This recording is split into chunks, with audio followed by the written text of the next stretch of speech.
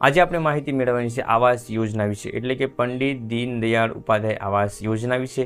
આ યોજના ક્યારે શરૂ કરવામાં આવી હતી, આ યોજનાનું મહત્વ શું છે, આ યોજનાની અંદર કેવા લોકો લાભ લઈ શકે છે, આ યોજનામાં કેટલી રકમ એટલે કે અરજદારને કેટલી રકમ, કેટલા પૈસા મળી શકે છે, કેટલા સમયની અંદર તે પૈસા તેના ખાતામાં આવી શકે છે, તમામ માહિતી આપણે આ વિડીયોની અંદર જાણીશું। સાથે એ પણ જાણીશું કે કયા કયા ડોક્યુમેન્ટની જરૂર છે, તે ડોક્યુમેન્ટ ક્યાંથી અને કઈ રીતે મેળવવા, તે પણ માહિતી હું તમને આ વિડીયોની અંદર જણાવીશ। વિડીયો એન્ડ સુધી જોજો, કોઈ માહિતી રહી ન જાય, કારણ કે આ વિડીયો તમારા માટે મહત્વનું બની શકે છે। તો ચાલો આપણે માહિતી વિશે જાણીએ અને જોઈએ તેનું ફોર્મ પ્રોસેસ વિશે।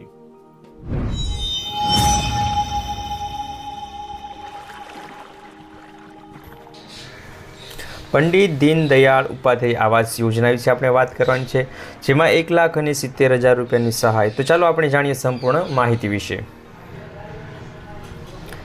પંડિત દીનદયાળ ઉપાધ્યાય આવાસ યોજના ગરીબ અને નિર્બળ વર્ગના લાભાર્થીઓને ઘર બાંધકામ મરામત માટે નાણાકીય સહાય આપતી રાજ્ય સ્તર આવાસ સહાય યોજના છે, જેમાં સામાન્ય રીતે આશરે 1,70,000 રૂપિયા સુધી સહાય આપવામાં આવે છે અને આવક મર્યાદા 6 લાખ રૂપિયા સુધી ઠરાવેલ છે। મુખ્ય લાભો વિશે આપણે વાત કરીએ। સામાજિક અને શૈક્ષણિક રીતે પછાત વર્ગ, આર્થિક પછાત વર્ગ, વિચરિત વિમુક્ત જાતિ, ઘર વિહોણા ઇસમોને શહેરોમાં અને ગામડાઈ વસવાટની મુશ્કેલીઓ દૂર કરવા માટે માલિકી પ્લોટ ધરાવતા ઇસમોને મકાન બાંધવા માટે ગ્રામ્ય વિસ્તાર અને શહેરી વિસ્તારમાં 1,70,000 રૂપિયા આપવામાં આવે છે। મકાન બાંધકામ પૂર્ણ થવાની અવધિ 2 વર્ષની છે। પાત્રતા માપદંડ વિશે આપણે વાત કરીએ। આવક મર્યાદા ગ્રામ્ય વિસ્તારો માટે લગભગ 1,20,000 તથા શહેરી વિસ્તારમાં લગભગ 1,50,000 સુધી માન્ય હતી। હાલ અત્યારે આવક મર્યાદા 6 લાખ સુધી કરવામાં આવી છે।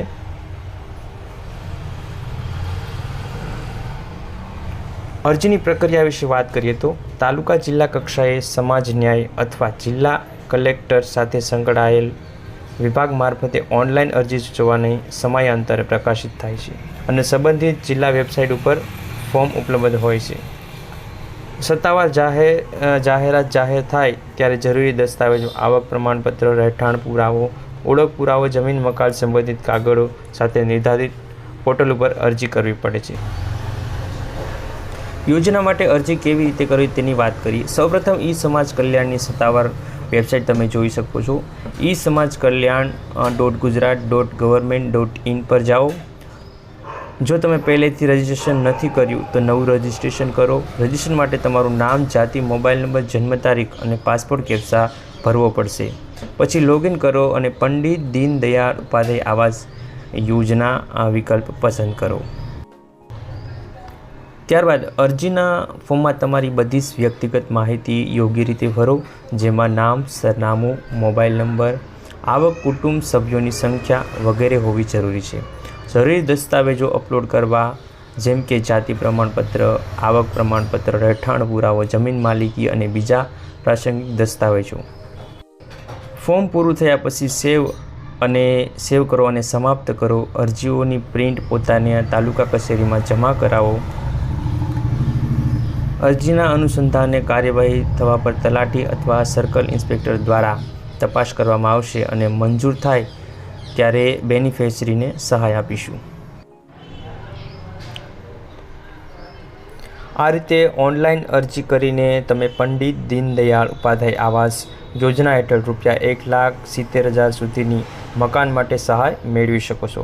હવે આપણે આગળ વાત કરીએ અરજી માટે જરૂરી પુરાવા વિશે। તો પહેલું છે આધાર કાર્ડ, રેશન કાર્ડ। રેશન કાર્ડમાં અરજદારનું નામ અને નંબરવાળો ફોટો બંને પેજમાં અપલોડ કરવો। ત્યારબાદ આવકનો દાખલો, અરજદારની જાતિ, પેટા જાતિનો દાખલો, આર્થિક પછાત વર્ગ અરજદાર જાતિનો દાખલો જોડવાની જરૂર નથી। અરજદારનું સ્કૂલ લિવિંગ સર્ટિફિકેટ જો શિક્ષિત હોય તો, અરજદારના રહેઠાણનો પુરાવો, આધાર કાર્ડ, વીજળી બિલ, લાયસન્સ, ભાડા કરાર, ચૂંટણી કાર્ડ, રેશન કાર્ડ કોઈ પણ એક। કોઈ ગરીબી આવાસ યોજના હેઠળ જમીન મકાન તૈયાર મકાન મેળવેલ હોય, ફાળવણી હુકમ, અપોઇન્ટમેન્ટ લેટરની પ્રમાણિત નકલ હોય તો તે જોડવાની। જમીન માલિકીનું આધાર દસ્તાવેજ, આંકણી પત્રક, હક પત્રક, સનદપત્રક જે લાગુ પડતું હોય તે તમારે અપલોડ કરવાનું રહેશે. અરજદારોને મકાન સહાય મંજૂર કરવા માટે ગ્રામ્ય પંચાયતના તલાટી કમ મંત્રી, સિટી સર્વે કમ મંત્રી, સર્કલ ઇન્સ્પેક્ટર આપવાનું પ્રમાણપત્ર હોવું જોઈએ. મકાન બાંધકામ કરવાની રજા ચિઠ્ઠીની પણ જરૂર પડશે.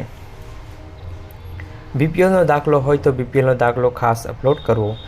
પતિના મરણનો દાખલો, જો વિધવા હોય તો જે જમીન ઉપર મકાન બાંધવાનું છે તે જમીનના ક્ષેત્રફળ જણાવતા ચતુર્સીમા દર્શાવવાની નકલ એટલે કે ચતુર્સીમાનો દાખલો જે તલાટી કમ મંત્રીના સહી સિક્કાવાળો હોવો જોઈએ. બેંક પાસબુક અથવા કેન્સર ચેક. વેરા પહોંચ સ્વઘોષણા ફોર્મ એટલે કે સેલ્ફ ડિક્લેરેશન ફોર્મ જે વેબસાઇટની અંદરથી મેળવવાનું રહેશે. ખુલ્લા પ્લોટનો ફોટો અથવા જર્જરિત અથવા કાચું ગાળ માટીનું મકાન પાડીને જે સ્થળે મકાન બનાવવાનું છે તેનો એક ફોટો. સંયુક્ત નામે પ્લોટ હોય તો કાચું મકાન, passport size photo, email ID અને મોબાઈલ નંબર. વધારાની માહિતી અને વેબસાઇટમાં ફોર્મ કઈ રીતે ભરવું તેના અલગથી વિડીયો આ ચેનલ ઉપર આપેલું છે, તમે જોઈ શકો છો. આ વિડીયો ગમ્યો હોય તો લાઈક, કોમેન્ટ, તમારા મિત્રોને શેર કરજો. ધન્યવાદ. તમારો દિવસ શુભ રહે. All the best.